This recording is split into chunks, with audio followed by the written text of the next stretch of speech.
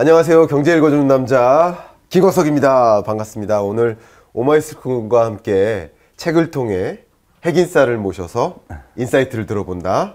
오늘의 순서 바로 핵인싸 최지분 교수님입니다. 안녕하세요. 네, 안녕하세요. 인사 한번 부탁드려요. 네, 안녕하세요. 반갑습니다. 네. 이 귀한 자리에 불러주셔서 너무 감사드리고요. 좋은 방송이 될 수 있도록 열심히 해보겠습니다. 감사합니다. 매번 뵙고 이렇게 하지만 참 그 미남이신 것 같습니다. 뭐 과찬의 말씀입니다. 우리 책인싸에 초대되는 다른 사람들이 이 얘기 들으면 좀 싫어하시겠지만 최고 미남이신 것 같습니다. 요즘 어떻게 보내십니까? 요즘도 뭐 열심히 학교에서 학생들 가르치고 있고요. 또 여기저기 강연 다니면서 디지털 트랜스포메이션, 문명의 대전환에 관한 이야기를 열심히 전하고 있습니다. 네. 많은 기업들이 어떻게 대응해야 될지 그 대응책, 책략 많이 전해주고 맞습니다. 계시고요. 네. 학교에서는 지금 뭐 몇 학점? 몇 개 수업하고 계십니까? 제가 이제 기계공학과에서 하는 수업이 하나가 있고요. 또 서비스 융합 디자인 학과에서 또 비즈니스 모델 기획이라는 걸 하고 있습니다. 그래서 디지털 서비스 디자인 어떻게 할 것인가. 그래서 뭐 메타버스, NFT 이런 거에 관한 강의를 열심히 새롭게 만들어서 하고 있습니다. 근데 기술 경영적인 그런 책략이나 그 학생들의 어떤 실력 배양을 위해서 또 노력을 해주고 계신데요. 맞습니다. 요즘 보면 뭐 새로운 이 디지털 세계, 또 메타버스 생태계, 크립토 마켓 이런 곳에서 인력 수요가 굉장히 많거든요. 근데 학교에서 이제 그런 걸 다루기가 쉽지 않으니까 그런 부분들을 잘 모아가지고 잘 그 편집해서 편집 강의를 열심히 만들어서 아이들한테 전달하고 있습니다. 어떻게 생각해 보면 우리 성균관대에서 정말 보물 같은 교수님을 한 분 뭐 모시고 계신 게 아닌가 뭐 그런 생각도 저는 개인적으로 합니다. 이제 이게 교수들이요 보통 좀 나이가 많이 들기 시작하면 연구도 연구지만 이 교육에 관심이 많아지거든요. 자연스럽게. 그래서 저도 그런 편입니다. 그래서 우리 학생들의 미래를 위해서는 어떤 것들을 지금 가르쳐야 될까? 지금 산업계에서 요구하는 거, 또 우리 이제 디지털 생태계에서 요구하는 거 이런 걸 잘 조합해서 학생들이 자기 미래를 잘 준비할 수 있도록 하는데 이제 초점을 맞추고 있다. 이렇게 제 활동을 얘기하면 될 것 같습니다. 후학 양성도 참 열심히 하고 계신데 오늘만큼은 책인싸를 통해서 우리 구독자 여러분들을 위해서 많은 인사이트 좀 전해주시면 좋겠습니다. 알겠습니다. 우리 공식 질문이죠.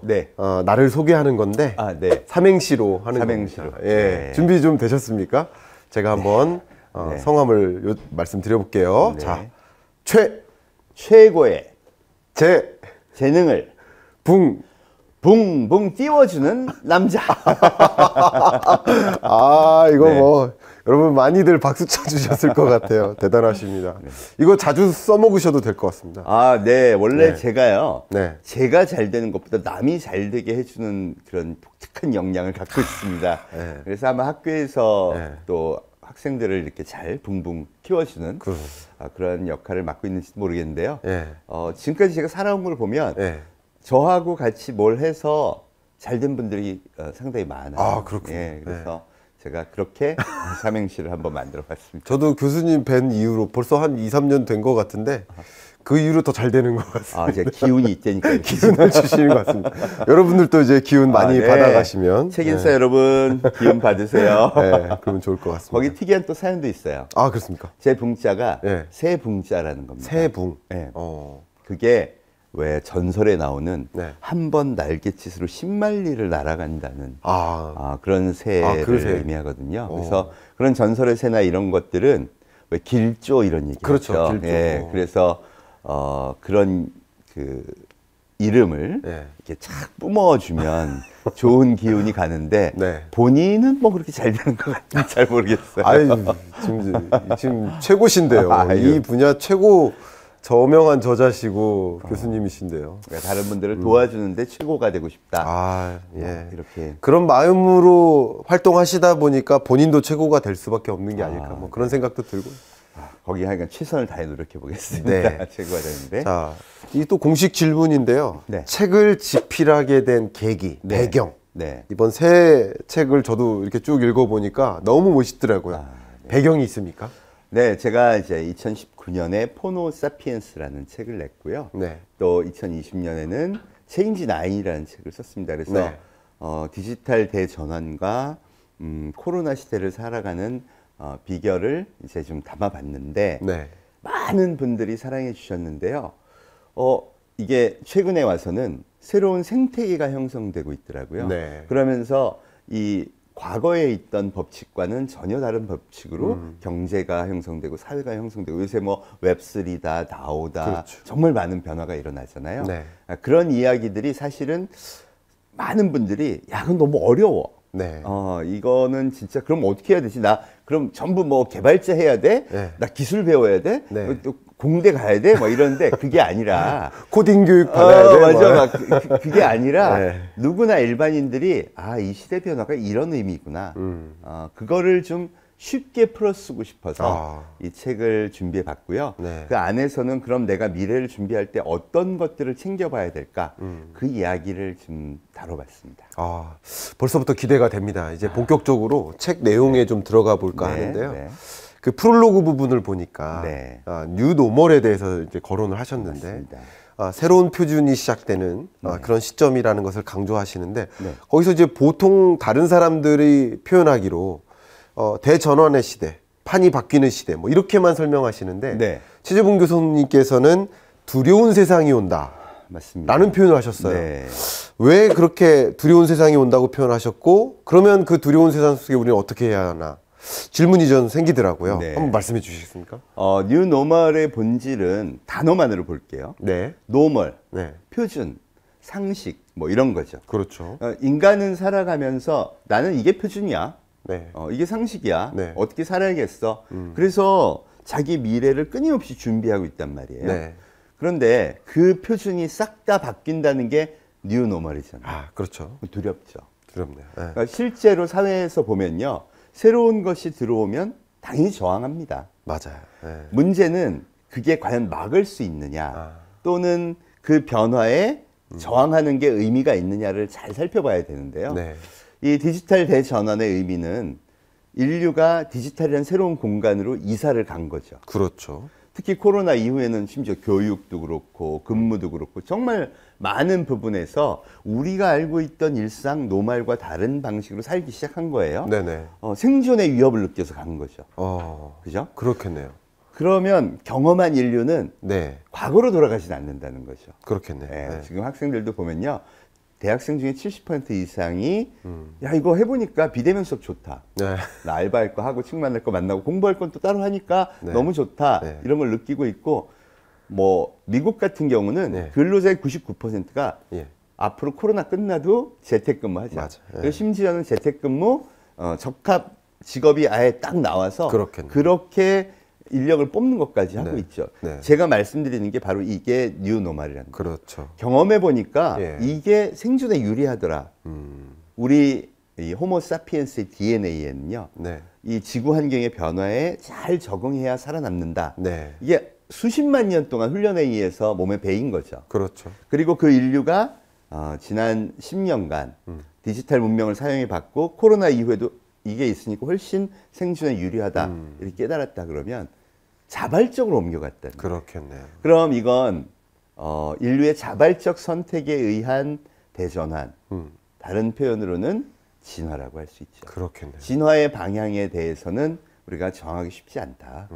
따라서 이 대전환을 이게 끝나면 과거로 돌아갈 거야라고 보지 말고 그 전환이 어떻게 일어났는지 현상을 정확하게 파악하고 그 선상에서 그럼 2030년 앞으로의 5년, 10년의 미래를 잘 프로젝션해서 거기서 나의 미래를 준비해야 된다. 문제는 이게 우리가 알고 있는 상식과 다르다는 거죠. 그렇겠네요. 그렇죠. 네. 그래서 그 변화를 한번 잘 이해하고 분석하고 네. 그래서 내 마음에 담고 그래 그 바탕에서 내 미래를 준비하자. 이게 이 책에 담긴 내용입니다. 교수님 말씀하신 거 듣다 보니까 제가 개인적으로 떠오르는 이제 기술경제학에서 네. 많이 쓰는 이제 논문 용어로 많이 쓰이는 혁신저항이라는 단어가 갑자기 떠올랐어요. 네, 맞습니다. 우리가 무슨 변화가 있거나 네. 달라진 환경에 놓이기를 거부하잖아요. 그렇죠. 근데 지금 보니까 오히려 그 언택트라는 혹은 뭐 재택근무라는 그런 새로운 뉴노멀이 더 편하게 생각이 되고 그걸 채택하게 되는. 그렇습니다. 결국 그런 식으로 진화한다라고 설명을 해주시는 것 같아요. 그렇죠. 결과적으로는 이 디지털 대전환, 디지털 트랜스포메이션이 전개되는 과정, 그런 과정에서 또 한 가지 우리가 걱정하는 그것이 디지털 양극화죠. 맞습니다. 어떻게 보면 부의 양극화, 대중소기업의 양극화, 뭐 지역 간의 양극화도 있지만 이제 디지털 양극화까지 벌어지는 이런 과정인데, 여기서 교수님께서 책을 통해서 강조하셨던 표현이 이 문해력? 네. 예, 디지털 문해력이에요. 디지털 문해력. 결국 이걸 갖춰야 된다는 말씀이신데, 맞습니다. 이 부분이 저는 굉장히 와닿았거든요. 네. 한번 설명해 주시겠습니까? 디지털 문해력이 굉장히 중요합니다. 네. 세계 1위 기업인 애플이요. 네. 작년에 디트로이트에 1,100억을 내서요. 네. IT 러닝 센터라는 걸 만들었어요. 네. 그러면서 유색 인종에 대해서는 무료로 교육하겠다. 네. 아니 세계 1위 기업이 왜 이런 걸 하냐 그랬더니 미국 사회의 문제를 빅데이터로 다 분석을 해봤더니 향후 10년간 가장 우려되는 게 뭐냐? 디지털 디바이드.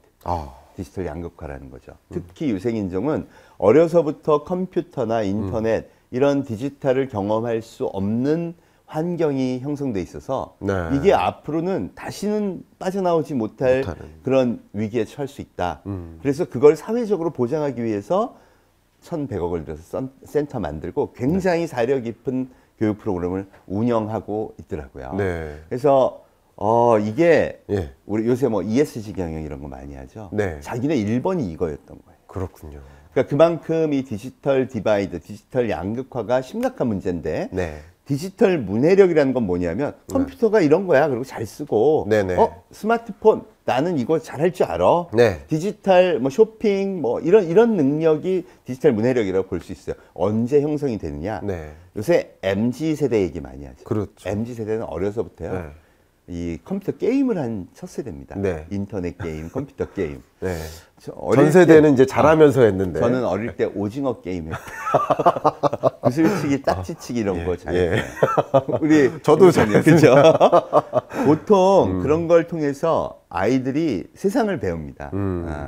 사회성도 생기고 친구도 사귀고 막 이제 세계관이 그때 형성되는데 그래서 저는 땅, 동네, 네. 끼케 학교. 그래서 우리가 혈연지연 학연을 되게 중시하잖아요. 그렇죠. 그런데 어려서부터 PC방 가서 인터넷 게임을 즐긴 친구들, 예를 들어 스타크래프트를 한 친구들은 네. 야, PC방에 가면 전 세계 친구를 만나.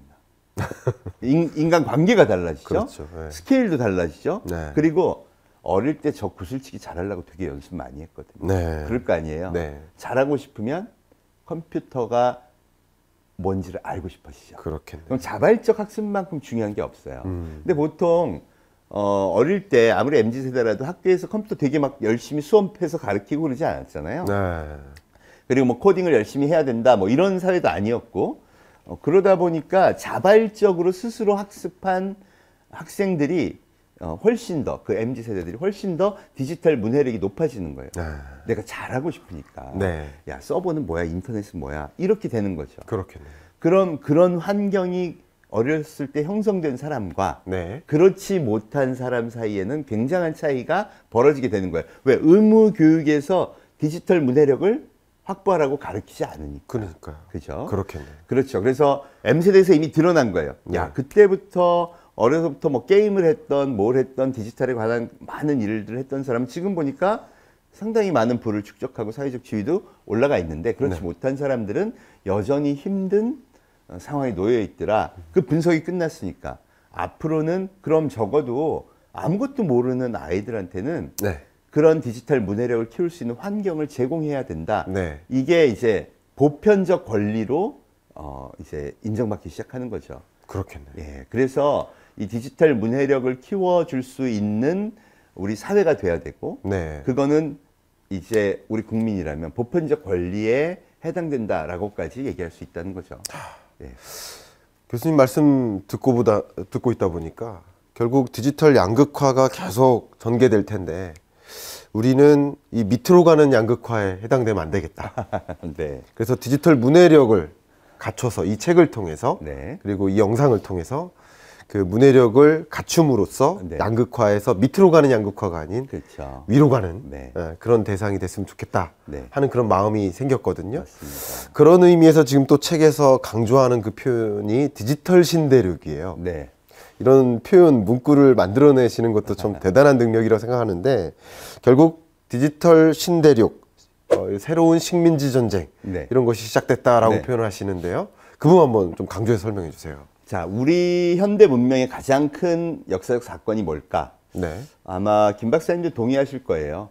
이 서구 문명이 전 세계 표준 문명이 된 계기가 네. 산업혁명이 그 출발이었을 거라고 그러네. 생각합니다. 네. 근데 좀 거슬러 올라가 보면 네. 산업혁명은 유럽에서 이제 촉발됐는데요. 네. 그 유럽이 어떻게 그 엄청난 경제력과 과학기술 이런 걸 축적할 수 있었냐 보면 네. 그 출발점이 식민지였죠. 네, 컬럼버스가 1492년 아메리카 대륙을 발견하고 그때부터. 유럽의 국가들이 그때부터 이제 세계 식민지를 개척을 하니까 인구도 늘고 생산성도 늘고 노동력도 하고. 노동력도 이제 노예 제도를 통해서 그렇죠. 얻고 야, 이 식민지가 식민지, 진짜 네. 좋은 거네. 네. 그리고 그걸 한 200년 했더니 네. 다른 지역과는 다른 엄청난 경제력이 예. 유럽에 축적이 됐죠. 네. 결국 그 결과가 네. 산업혁명으로 이어졌고 그렇군요. 그 산업혁명으로 군사 경제에 엄청난 압도적 힘을 갖게 되니까 그럼 당연히 과거부터 해왔던 전 세계 식민지화를 아, 추진하게 된 거죠. 그렇군요. 결국 그 와중에 예. 우리나라 이제 조선이 멸망을 합니다. 그렇죠. 조선이 잘못했던 거는 사실 우리가 이제 쇄국 정책을 참 잘못했다 그러는데 네. 그 당시를 보면 중국이 세계 문명의 중심이었던 게 수천 년이었으니까 네. 야 이것도 잠시 지나갈 거야 이렇게 충분히 생각할 수 있었겠죠. 그렇죠. 네. 그래서 중국 편에 서서 우리는 표준 안 바꿔 네. 그리고 막았던 거고요. 네. 그러다가 망했는데 네. 반면 일본은 메이지 유신이라는 걸 통해서 네. 어느 날 갑자기 예. 이 서구의 모든 문명을 받아들였죠. 그렇군요. 그렇죠. 이게 되게 어려운 게요. 네. 저희가 이제 사극 드라마를 봐도 네. 느낌이 오는데 어느 날 왕한테 가서 예. 저 자리에서 좀 내려오시고요. 우리는 입헌 군주제로 갑니다. 네네. 행정부, 입법부, 사법부 뭐 이렇게 해서 의회 제도 만들고 시민사회 형성하겠습니다. 그거 왜 해야 되는데 왕이 물을 거 아니에요. 네. 영국이 하잖아요. 그러네요. 우리 못하죠. 네. 기득권도 아니되옵니다. 네. 그리고 뭐 그 사회가 견고할수록 네. 이제 더 저항이 세겠죠. 이게 혁신에 대한 저항이라고도 할 수 있는데, 네. 근데 과감하게 일본은 그걸 했고 우리보다 70년 먼저 했다고 해요. 그렇군요. 사실 영정조 시대까지는 우리가 뭐 일본하고 앞섰지 큰 차이 없었다고 하는데, 근데 결국 그 표준 문명을 전환했던 게 힘이 돼서 네. 아시아의 최고의 패권 국가가 되죠. 그렇군요. 자, 저는 이렇게 생각합니다. 일본이 뭘 잘했냐? 태세 전환을 잘한 거죠. 당시에. 그러니까 의리로 따지면 중국이나 아시아에 이렇게 관심을 둬야 되는데 그게 아니라 이렇게 봤더니 야, 세계 표준 문명, 생존에 가장 유리한 문명은 서구 과학 기술에 기반한 저 문명이야. 그렇네요. 그리고는 수천 명을 보내요. 그리고 다 배워와 갖고 네. 어느 날 갑자기 싹 사회제도를 다 바꾸는 겁니다. 네. 굉장히 힘든 일이지만 그렇죠. 실천을 하죠. 세계의 표준 문명의 대전환이 왔을 때 우리가 어떻게 해야 되는지를 사실은 역사의 교훈이 그걸 남겨준 겁니다. 그렇게. 예, 저는 지금 뭐 반일하자 뭐 이 문제가 아니라 네. 진짜 우리 내면에서 배워야 될 게 거기 있다고 생각해요. 아. 자, 그럼 지금 현재 볼까요? 세계 최고의 기업들은 전부 디지털 플랫폼들이죠. 그렇네요. 그리고 세계 최고의 비즈니스들, 세계 최고의 방송국, 유튜브, 본사 사옥, 뉴스룸, 스튜디오 아무 데도 없어요. 제가 말하는 디지털 신대륙에 만들어져 있죠. 그렇겠네요. 세계 최고 쇼핑몰은요? 네. 아마존 우리 못 가죠. 네. 네. 그 상상의 대륙. 예. 그 디지털 신대륙에 이렇게 비즈니스들이 만들어진 거고 결국 인류가 그들을 키운 건 자발적 선택에 의해서 이제 그들을 그렇겠네. 키운 거고 네. 이제는 심지어 사소한 생활까지 다 디지털 플랫폼에 기반해서 대전환을 만들어내고 있는 겁니다. 그렇군요. 택시가 아니라 우버. 네. 전 세계로 보면 우버가 더 많고요. 그렇죠. 또 뭐 방송, 금융. 네. 예를 들어서 카카오뱅크가 나온 지 3년 만에 네. 시가총액 최고의 은행이 금융권에서 이게 된다. 된 거죠. 말도 안 되는 일이지만 인류의 자발적, 대한민국 국민의 그럼요. 자발적 선택으로 선택. 이들을 키워낸 거죠. 그런 관점에서 본다면 인류가 스스로 디지털 신대륙으로 이동을 했고 네. 그 디지털 신대륙에 지금 엄청난 과거 100년 전에 있었던 것과 비교할 만큼의 식민지 전쟁이 일어나고 있다. 네. 그 종주국은 지금 미국이고 그거에 대해서 도전하고 있는 가장 강력한 국가는 중국이고, 네. 그죠? 예, 또 유럽이나 예. 일본은 또 그 형세가 굉장히 미약하죠. 예. 이런 그 현상을 본다 그러면 예. 앞으로 대한민국이 예. 이 디지털 식민지 전쟁에서 좀 잘 슬기롭게 적응하고 신문명에 합류해야 되지 않을까. 네. 그런 내용들을 좀 담고 있습니다. 그렇군요. 교수님 말씀 속에서 이렇게 파노라마처럼 아, 세상이 이렇게 흘러왔고 앞으로 이렇게 흘러가겠구나 라는 것을 좀 그려볼 수 있는 계기가 됐는데요. 이 책 내용을 보니까 네. 이미 교수님께서 포노사피엔스로서 워낙 유명하게 명성을 알리고 계신데 네. 큰 키워드를 웅장하게 던지셨습니다. 네. 바로 슈퍼사피엔스. 네. 자, 이 이야기를 끌어온 그 배경이 있을까요? 네, 기존에 있던 포노사피엔스와는 또 어떤 차이가 있을까요? 포노 사피엔스들이 사는 사회가 됐죠. 그러니까 한국인 중에 98%가 스마트폰을 쓴다. 특히 MZ세대는 이거 없이 못 살죠. 못 살죠. 그러니까 이 포노 사피엔스들은 어떻게 자기 미래를 준비하는가 이렇게 봤더니 네. 그 중에 와 굉장한 과거와는 비교할 수 없을 만큼의 슈퍼 사피엔스들이 등장했더라 하는 겁니다. 그렇군요. 그 방식도 디지털 신대륙에서 지식을 흡수하는 방식은 네. 과거와는 다르더라. 어, 네, 이게 소위 말하는 자발적 학습. 그렇군요. 네, 뭐 사실 잘 알려져 있지만 전 세계의 프로그램 개발자들은 소위 오픈 소스 이래서 다 공유를 합니다. 네. 그리고 인터넷 문명의 가장 큰 특징이 지식의 공유죠. 네. 사실 뭐 미국이 엄청난 디지털 플랫폼을 형성했지만 중국의 알리바바, 텐센트 이런 기업들도 굉장히 추격을 빨리 했죠. 그렇죠. 우리나라의 카카오나 네이버도 마찬가지고요. 예, 예. 근데 이 창업자들이 보면 다 유학파들이 아니에요. 네.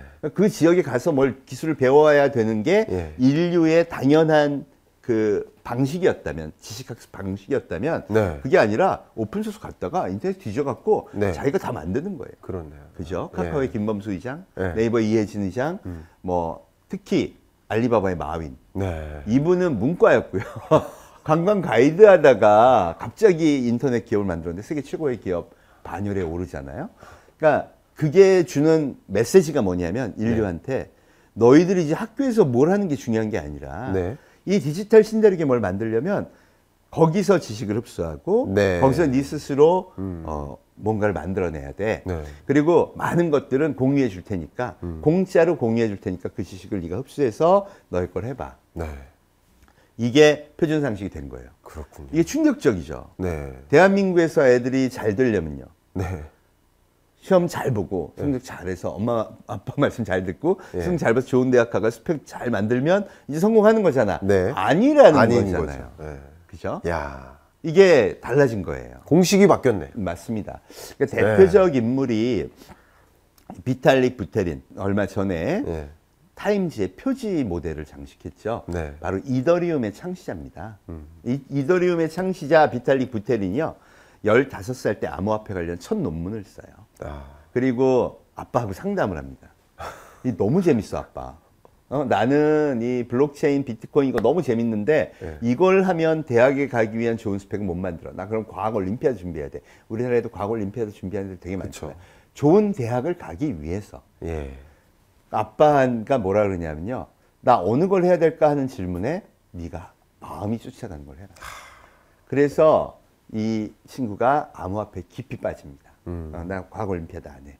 그리고는 비트코인 커뮤니티에서 많은 코딩 오픈소스를 갖다가 연구하면서 야 이렇게 바꾸면 좋을 것 같아. 저렇게 바꾸면 좋을 것 같아. 모자라는 지식은 유튜브의 MIT 스탠포드의 그 유명한 수학 교수님들의 강의를 들어서 그 지식을 잘 조합했대요.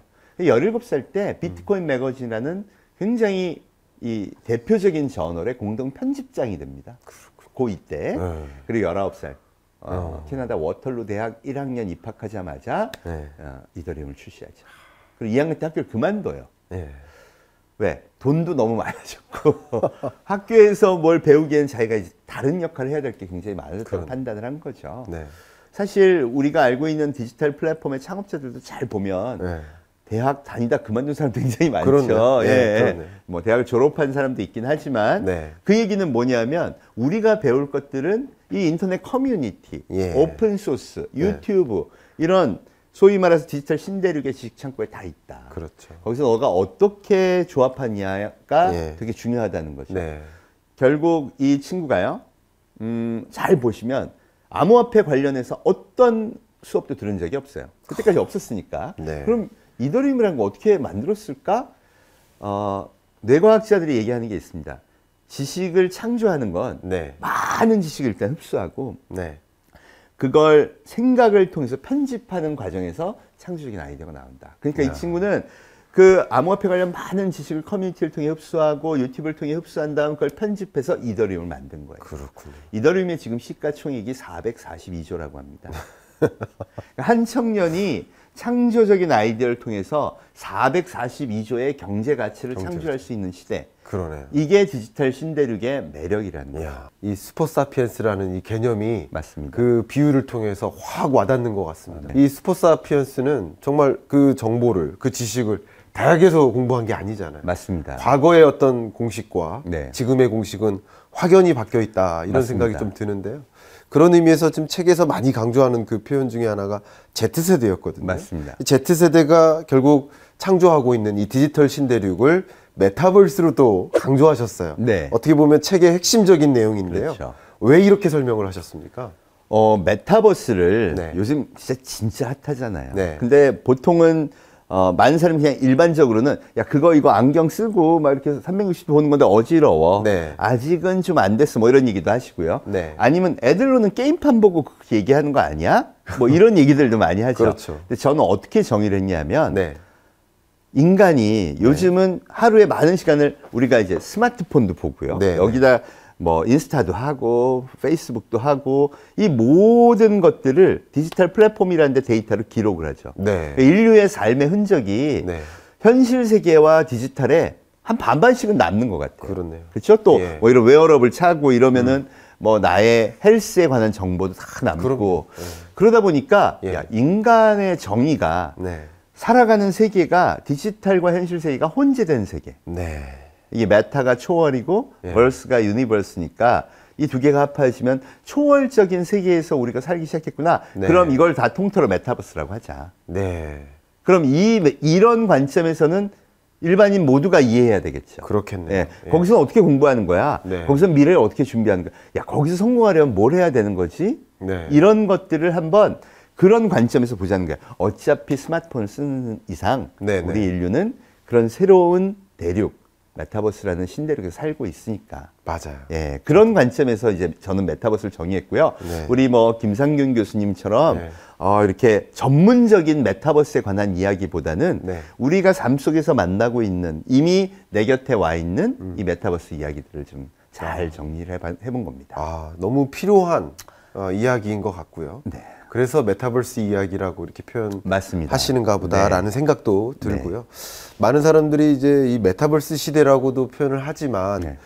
딱히 나는 와닿지 않는데 하시는 네, 분들도 네, 많이 네, 계시거든요. 많아요. 근데 네. 교수님 책을 보시면 아 정말 내가 메타버스 시대를 내가 살고 있구나 네. 라고 동감을 하실 기회가 오실 것입니다. 네, 저도 분명히 이 점을 강조하고 싶고요. 그런 면에서 또 강조하고 싶은 이야기가 네. 세계 주요 기업들이 네. 메타버스에 엄청난 투자를 하고 그렇죠. 있잖아요. 그렇죠. 그것을 통해 새로운 서비스를 만들거나 새로운 산업에 또 뛰어들기 위해서 네. 많은 기업들이 도전하고 있는데 이 부분 한번 설명해 주시면 너무 좋을 것 같아요. 지금 세계 10대 기업 중에서 메이저 5개 기업이 메타버스라는 생태계를 만드는데 투자하고 있어요. 그렇죠. 애플도 하고요. 네. 구글도 하고요. MS도 하고요. 그다음에 페이스북, 뭐 요새는 시가총액이 많이 떨어졌다 하지만 이를 메타로 바꿨죠. 네. 이 회사도 하고 특히 작년에 급상승을 한 네. 메타버스의 대표 기업 엔비디아가 있습니다. 네. 예.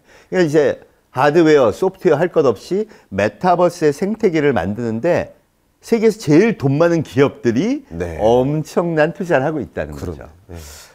또 하나가 인재예요, 인재. 그렇군요. 예. 네. 지금 MS나 구글 같은 데는요. 네. 야, 걔 또 다른 데로 회사 옮겼냐? 안 보이는 친구들이 되게 많아지는 거예요. 네. 어디로 갔나 봤더니 크립토 마켓. 이게 메타버스 경제 생태계의 한 축이죠. 네.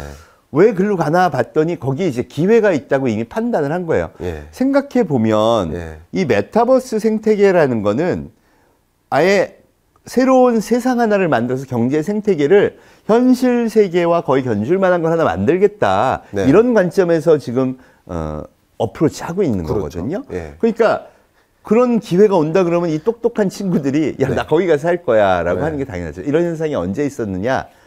MS 구글의 그 맹주들이잖아요. 그렇죠. 이 인재들이 한번 빠져나갔을 때가 2010년 언저리라고 합니다. 뭐 유튜브 성장하고 뭐 넷플릭스 막 뜨고 이럴 때 자기들이 스타트업에 참여해서 굉장한 기회들을 잡았었는데 그게 다시 한번 온다고 하는 거예요.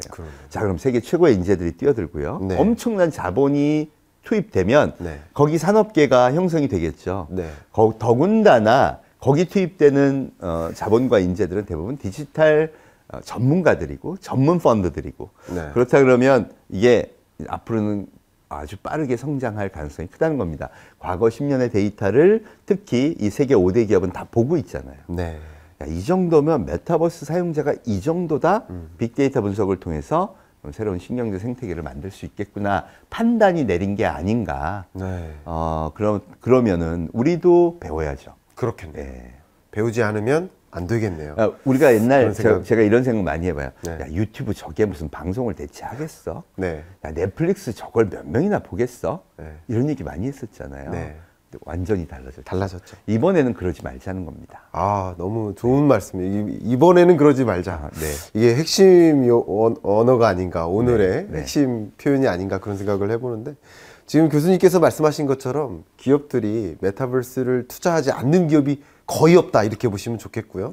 심지어 지금은 약간 프론트 오피스 관점에서 기업들이 이제 소비자와 만나는 그런 접점에서 메타버스를 많이 도입한다라는 말씀하셨는데 심지어 그게 아니고 백오피스 영역에서도조차 맞아요. 기업들이 자기 직원들 교육시키는데도 그리고 안전교육 시키는데도 또 출근하는데 어차피 우리 출근하면 하루 종일 모니터 보고 있는 거 아닙니까?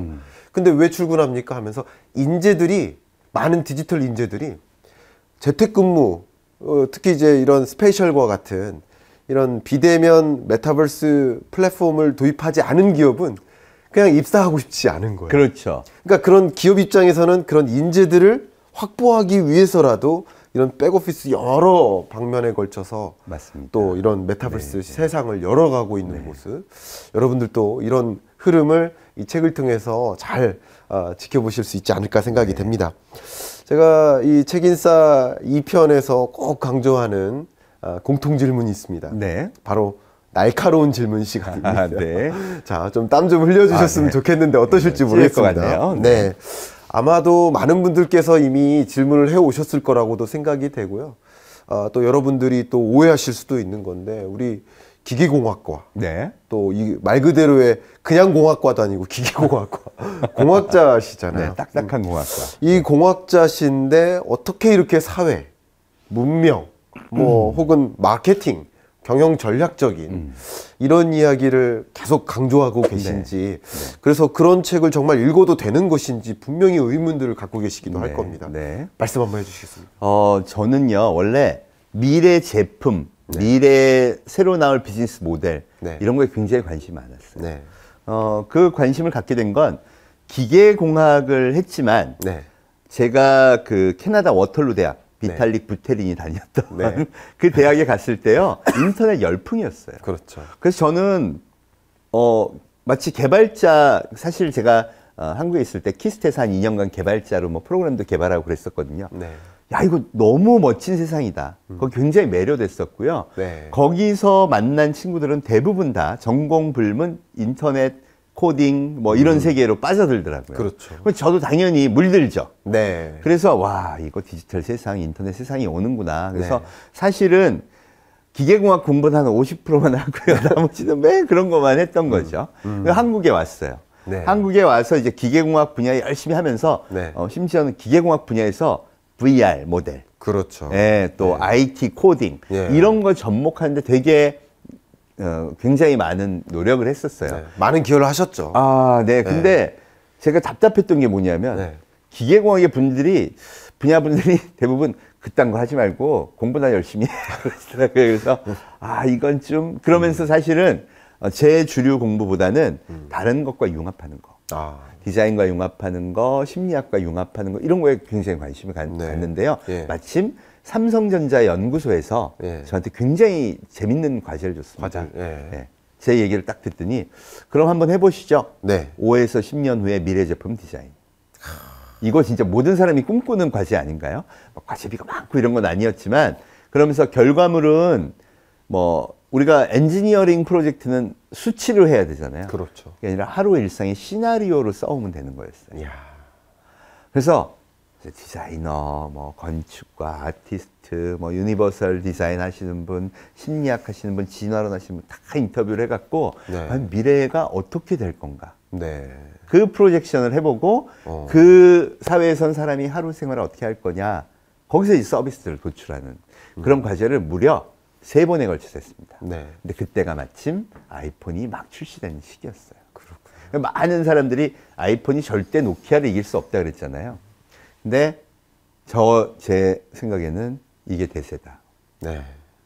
그리고 그 마지막 제가 보고서를 썼을 때가 갤럭시 S가 나오던 해이기도 했습니다. 그러셨군요. 그래서 저는 이제 갤럭시에 대한 애착이 굉장히 많기도 하고요. 네. 그리고 여전히 그 관점에서 이제 야 그럼 우리 기업들은 어떻게 준비해야 돼? 그래서 정부 과제를 하나 따가지고 130개 중소기업에 그 자기네들이 갖고 있는 제품을 어떻게 소프트웨어를 기반으로 스마트폰과 연동할 건가? 이거 컨설팅과 이제 이런 것들을 제공했고요. 그러다 보니까 이제 저도 인사이트가 더 쌓였고 그러면서 계속 이 바뀌어가는 미래 사회에 대한 관심을 많이 갖게 됐고 다른 분들보다는 이제 융합에 훨씬 능숙해진 거죠.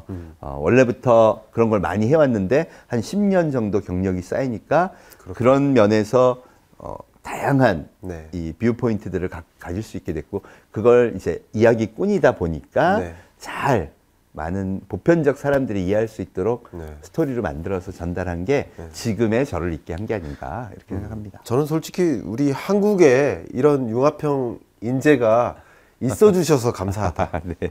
성균관대에 있어 주시지만 한국에 또 있어 주셔서 또 감사하다. 아유, 네, 책임사에 또 나와 주셔서 감사하다. 그런 생각이 들고요. 감사합니다. 이제 세상을 참 보다 보면 공식이 다 깨지는데 그것도 과거의 공식 중에 하나는 그 분야 전문가였어요. 그 분야 전문가. 근데 이 세상을 보면은 어떤 하나의 제품이 등장하는데 그 분야의 전문가만으로는 절대 구성될 수가 없어요. 디지털 헬스케어 보십시오. 맞습니다. 정말 의료 전문가, 공학 전문가, 마케팅 전문가, 있어요. 뭐 코딩 뭐 정말 여러 전문가들이 같이 모여야 되는데 이런 융합적인 사고를 갖고 계신 한국의 이 학자가 나와주신 것에 대해서 오히려 감사한 그런 마음입니다. 땀 좀 흘리실 줄 알았더니 땀도 안 흘리시고 아니 이렇게 그 칭찬을 해주시니까 땀이 삐질삐질하네요. 하는 생각이 듭니다. 네. 두 번째 날카로운 질문을 네. 좀 드려보도록 하겠습니다. 이게 경영학에서는 또 기술 수용주기라고 표현을 네. 하는데 어쨌든 어떤 특정 기술이 도입되는 시점이 있는가 하면 굉장히 폭발적으로 이렇게 버블이 형성되는 구간이 있고 네. 또 그러다 보면 싹 꺼지는 구간도 네, 네, 있습니다. 그래서 메타버스, NFT 이런 것이 너무 버블처럼 확 떴다가 이미 이제 주가라는 면에서 투자 대상으로서는 좀 많이 버블이 꺼진 상태이지만 저는 중장기적으로 이렇게 갈 것이다라고는 보고 있습니다. 네. 어쨌든 이게 버블이 꺼지는 것일 수도 있는데 네. 이 책을 통해서 정말 메타버스 이야기, NFT 이야기, 크립토 이야기를 중장기적인 미래를 위해서 네. 공부를 해야만 하는 것인가 그럼요. 단기적인 일 아닌가 네. 하는 의문을 분명히 갖고 계실 거라고 생각이 네. 되거든요. 네. 네, 맞습니다. 사실 그 주기에 맞춰서 지금은 진짜 버블이 폭발하고 있는 시기가 맞다고 저도 생각합니다. 네. 진짜 많은 사람들이 이거에 대한 가능성, 왜 옛날에 인터넷 버블 1990년대 뭐 중후반에 있었던 그때하고 비슷한 현상이라고 생각해요. 맞아. IT 버블이라고 맞습니다. 하죠. IT 버블이라고 그러죠. 메타버스, NFT, 크립토 마켓은 다 그렇다고 생각하는데 문제는 인간의 어떤 그 디지털 문명과 융합성, 적합성 이런 관점에서 보면요. 잘 될 것 같아요. 그런 증거들이 너무 많기 때문에 야 그럼 앞으로 이거는 특히 MZ 세대가 이 주류가 되는 디지털 문명을 주류로 하는 세대가 대거 등장하게 된다면 훨씬 더 강력하게 정착할 가능성이 크다는 겁니다. 그냥 앞으로 10년이 지나면요. 디지털 잘 모르는 사람들은 좀 많이 없어지고 네. 디지털 잘하는 또 10년의 신세대들이 올라올 거 아니에요. 그렇겠네. 그럼 완전히 달라지겠죠. Z세대의 후배 세대. 맞습니다. 그러면 더군다나 그런 제가 아까 말씀드렸던 슈퍼 사피엔스들이 또 많아질 거고 그렇겠네. 그런 친구들이 막 여러 가지 프로젝트를 하면서 네. 이들의 열광적인 호응을 얻어낸다면 이 마켓은 그런 관점, 인류 발전상의 관점에서 본다 그러면 네. 절대 죽지 않을 마켓이라는 거죠.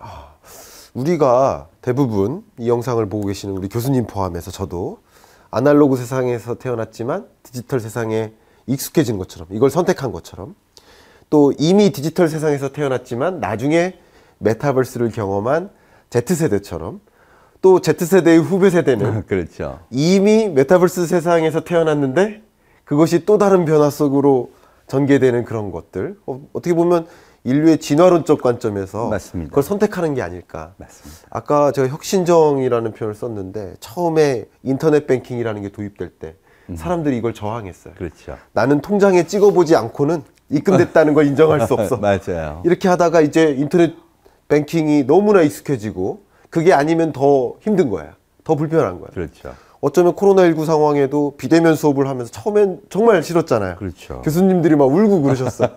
2시간 녹화했는데 날라갔어 하면서. 맞아요. 근데 지금은 비대면 수업으로 다시 가고 싶은 거예요. 그렇죠. 그렇죠? 그런 것들이 어떻게 보면 이렇게 새로 변화하는 뉴노멀을 사람이 유리하다고 생각하면 채택해 나가는 과정. 그렇습니다. 그런 게 아닐까. 맞습니다. 그래서 지금 말씀하신 그런 신대륙적인 것들이 인류가 계속 채택해 나가면서 그쪽으로 갈 수밖에 없는 것이 아닐까. 장기적으로 그 변화하는 흐름을 공부해야만 하지 않을까. 그런 생각을 하게 됩니다. 맞습니다. 네, 오늘 뭐 1, 2편에 걸쳐서 계속 이제 책 내용에 깊숙이 들어갔는데 이 책에서 또 강조하고 있는 이야기 중에 하나가 NFT예요. 네. 메타버스와 함께 NFT가 함께 펼쳐지고 있다. 네. 자, NFT가 뜨는 이유가 뭐라고 혹시 생각하십니까? 인류가 이제 이 메타버스라는 세계에서 네. 과거 현실 세계에서만 하던 것들을 네. 야, 이거 메타버스 세계에서도 하면 좋겠다라는 그 이제 아이디어를 낸 건데 그렇죠. 그게 받아들여지면서 이제 확산되기 시작하는 거죠. 네. NFT의 대표적인 게 이제 NFT 아트의 세계라 그러죠. 그렇죠. 많은 아티스트들이 이 그림 그리고 막 이런 창작의 어떤 세계를 갖고 있는데 그 창작의 세계가 야, 이게 꼭 뭐 캔버스 위에 그려야 돼? 네. 꼭 이렇게 우리가 뭐 실물 조각만 해야 돼? 그러지 말고 디지털로 해보자. 네. 그래서 사실은 일반적인 사람들 그런 것에 익숙하지 않은 사람들은 네. 그게 뭐 되겠어? 또 이런 생각을 했는데 네. 생각해보세요. 한 10억 명이 야, 그나 너무 멋져. 나는 내 메타버스 나의 공간, 나의 방, 뭐 아니면 SNS 나의 프로필 사진, 프사에다가 나 멋지게 산 그림 하나 걸고 싶어. 네. 하고 싶죠. 그렇죠. 아니, 솔직히 우리 김 박사님 집에 피카소 그림 있으세요? 피카소 없습니다. 피카소 그림이 있다 쳐요. 예. 1년에 몇 명이 나와서 볼까요? 그러게요. 근데 반면 네. 나의 페이스북이나 네. 뭐 트위터나 네. 이런 데 프사에 나 딱 그 사진 있어. 네. 그리고 딱 보니까 밑에 NFT. 그럼 사람들이 와서 보고 큰 스크린에서도 보고 막 이럴 거 아니에요. 그렇죠. 네. 그런 심리를 바탕으로 예. NFT 아트가 등장을 한 거죠. 그렇겠네요. 예. 그러면서 생태계가 점점 복잡하고 네. 쓸모 있는 형태로 바뀌기 시작합니다. 그렇겠네요. 네. 이게 첫째는 아티스트들은 이제 굉장히 많이 들어가 있고요. 좋은 게 뭐냐? 제가 피오시우스라는 작가를 되게 좋아해요. 네. 이 작가는 중학생 때부터 그림을 그려가지고 이렇게 올린 거예요. 네. 근데 이게 전 세계 사람들이 보더니 얘는 천재다. 이게 뭐 슈퍼 리얼리즘, 네. 소리얼리즘, 초현실주의 뭐 이런 얘기를 하는데 이걸 보고 있으면 너무 멋지다. 그러면서 이 사람들이 그 그림을 사기 시작하는 거죠. 그렇네요. 그래서 지금은 비싼 건 막 수십억씩 팔리는 그림이 됐어요. 막 나이키하고 콜라보도 하고 유명한 작가가 된 거예요. 지금 18살인데. 18살 소녀가 그 작가가 되는 과정을 보면요. 과거에는요. 우리 이런 얘기 많았잖아요. 저 남부지방 섬마을에 진짜 그림 잘 그리는 천재 화가가 있었는데 네. 맨날 생업을 하느라고 고생고생하고 결국 남겨진 유작. 그래서 그 사람 죽었더니 그림값이 막 오르더라. 이거 참 슬프잖아요. 슬프네요. 네, 누가 발견하기 전까지는 네. 어떤 자본의 힘이 개입하기 전까지는 그렇네요. 중앙화된 어떤 그 거래 시스템이 작동하기 전까지는 최고될 수 없었는데 얘는 그냥 자기가 NFT에 올렸을 뿐인데 많은 서포터들과 얘의 그림을 비싸게 사고 싶어하는 사람들이 올라온 거죠. 그렇군요. 그리고 그 과정을 통해서 스타가 될 수 있다. 그뿐 아니라 그럼 자기가 그 재능을 계속해서 발전시킬 수 있는 거예요. 재밌는 게 뭐냐? 그래도 걔는 초기에 그럼 뭐 몇십만 원의 그림 팔렸다고 해서 돈 되는 거 아니잖아. 이게요. NFT에는 자 앞으로 이 그림이 팔릴 때마다 10%의 금액은 저한테 반드시 들어와야 합니다. 이렇게 옵션을 걸 수가 있어요.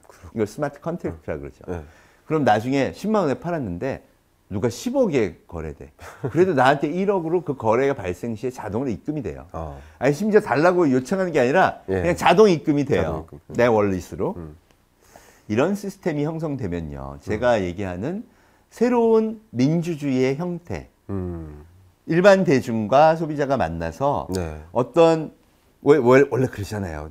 돈은 가운데 있는 기업이 다 먹는다. 뭐 이런 얘기 네. 많이 하고 그런데 그런 게 바뀌는 소위 말해서 탈중앙화된 새로운 민주주의, 새로운 거래 시스템이 등장하게 되는 거다. 그렇구나. NFT가 왜 잘 될 거라고 보느냐?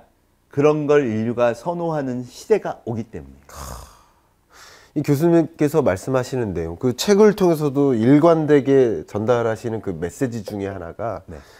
이런 것들이 혁신 저항이 있음에도 불구하고 결과적으로 이 인류가 그걸 선택한다. 맞습니다. 계속 그 말씀을 하시는 것 같던데 네.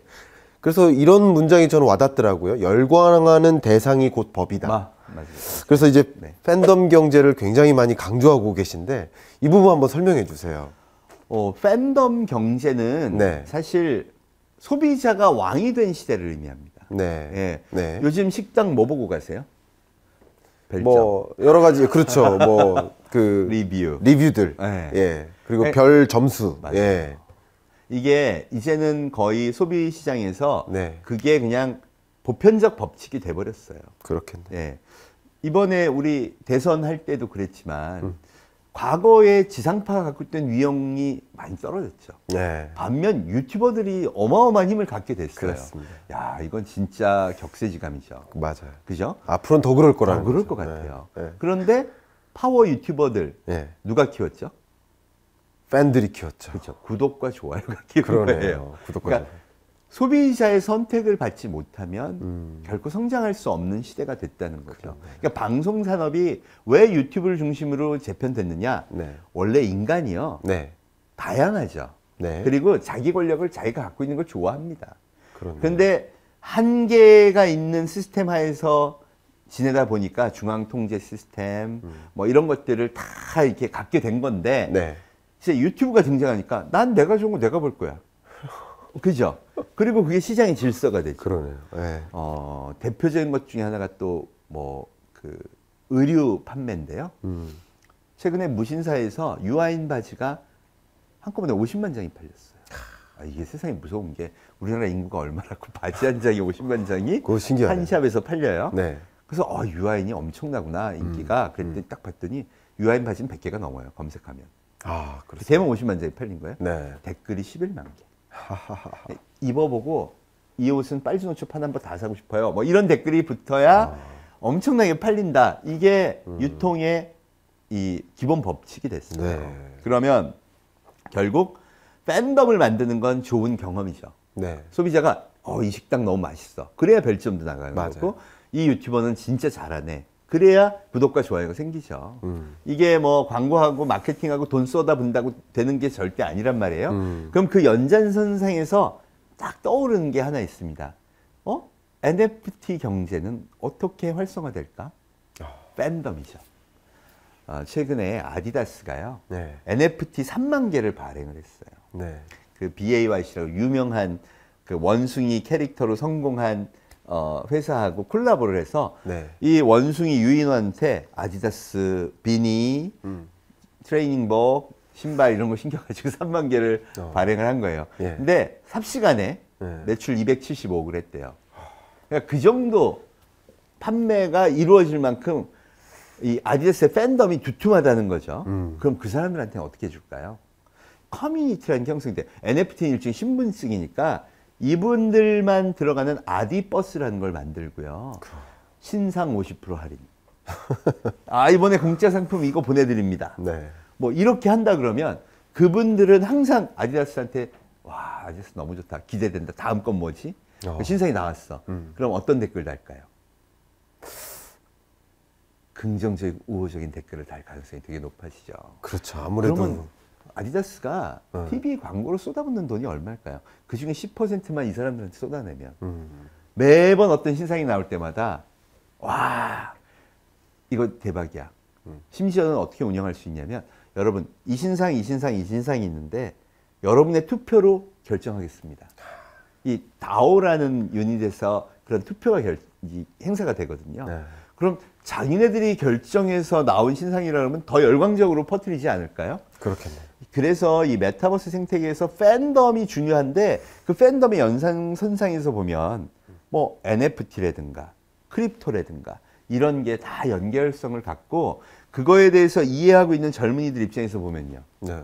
신세계가 열린 거 맞죠? 그렇네요. 신세계가 열린 네, 거. 그러면 야, 나 저런 거 할 거야 라고 당연히 글로 몰려갈 거고 그 산업이 커지게 되면 이제 그거를 생각 안 했던 기업이나 자본이나 어른들은 이거 뭐지 하는 사이에 그 준비할 수 있는 기회를 잃어버리게 된다는 거죠. 그래서 저는 뭐 젊은 친구들 어차피 많이 하고 있는데 네. 그 와중에서도 부모님 말씀 잘 듣느라고 그런 거 안 본 친구들 네네. 또 이미 이제 아유 나는 그런 선입견 이런 건 다 사기래.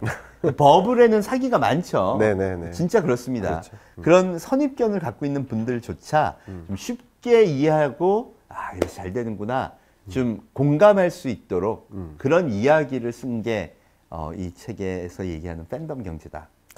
네, 예. 그리고 메타버스 세계다. 이렇게 얘기하시면 이해하시면 될 것 같아요. 네. 교수님 말씀 계속 듣다 보니까 제 마음속에 그 단어가 떠오릅니다. 우리 이 책인사에 마무리하는 아우트로 하는 네. 공식 그 질문들이 있는데요. 네. 첫 번째는 김광석이 생각하는 최재붕은입니다. 네. 저는 미리 생각 안 해오고 네. 오늘 말씀 중에 최재붕은 뭐다라고 이렇게 정의를 내려보는 방식인데요. 제가 생각한 이 최재붕은 날개. 최재붕은 날개다. 네. 이미 앞에 교수님께서 말씀하신 것처럼 이제 붕이라는 그 단어에 거대한 새의 날개짓이라고 표현을 하셨는데 지금 팬덤 경제를 말씀하신 것처럼 이 디지털 양극화가 전개되는 이런 과정 속에서 디지털 어떤 문해력을 우리가 갖춰 나갈 수 있도록 특히 이런 융합형 인재로서 이런 공학적인 백그라운드와 또 문명, 사회, 그 변화, 또 경영 이런 것까지 다 읽어내시면서 이야기꾼으로서 이 내용을 잘 담아주셔서 우리 한국 사회가 또 여러분들 입장에서 또 아주 좋은 긍정의 이 날개 바람을 마구 맞으셨으면 어떨까? 아우, 너무 좋은 네. 과찬의 표현이십니다. 네, 감사합니다. 그래서 최재붕은 날개다 이렇게 했습니다. 또 공식 질문이 들어갑니다. 네. 책을 통해 반드시 강조하고 싶은 메시지. 네. 10글자 내로 설명하셔야 됩니다. 10글자 내로 네. 책을 통해 반드시 강조하고 싶은 것 말씀해 주십시오. 메타버스 세계 네. 날개를 달자. 메타버스 세계 11자야. 날개 달자. 날개 달자. 날개 달자. 네, 이렇게 10글자로 날개 아마 달자. 자막이 네. 딱 이 책이 강조하는 메시지 네. 날개를 다셨으면 좋겠습니다. 네. 자, 이제 아주 좋아하는 제 개인적으로 아주 좋아하는 공식 질문입니다. 네. 나에게 호모사피엔스란? 정말 정말 소중한 네. 단어입니다. 포노사피엔스라는 단어 하나를 어느 순간 제가 이 그 잡지에서 포브스에서 보고 와 이건 정말 멋진 단어다. 네. 제가 원래 또 진화론을 좋아했었는데요. 네. 그러면서 이 포노사피엔스를 바탕으로 많은 사람들한테 이야기를 전달하기 시작했고 결국 이 책이 나오면서 정말 많은 분들의 사랑을 받았고요. 네. 공감해 주신 분들이 너무 많았어요. 그래서 포노사피엔스라는 건 저한테는 별과 같다. 별과 같다. 호모사피엔스란 별이다. 네. 예. 그러면 나에게 슈퍼사피엔스란? 슈퍼사피엔스는 네. 나에게 미래다. 나에게 미래다. 네. 그러니까 제가 가져가고 싶은 미래는 제가 지금 하는 일이 슈퍼사피엔스를 키우는 거예요. 그래서 그렇군요. 실제로 저희 박사과정 학생이요. 예. 기계공학과를 전공하고 있는데 지금 의대 교수님들하고 인공지능 프로그램 만들고 있어요. 그런데요. 그런 슈퍼사피엔스들을 많이 키우고 싶다.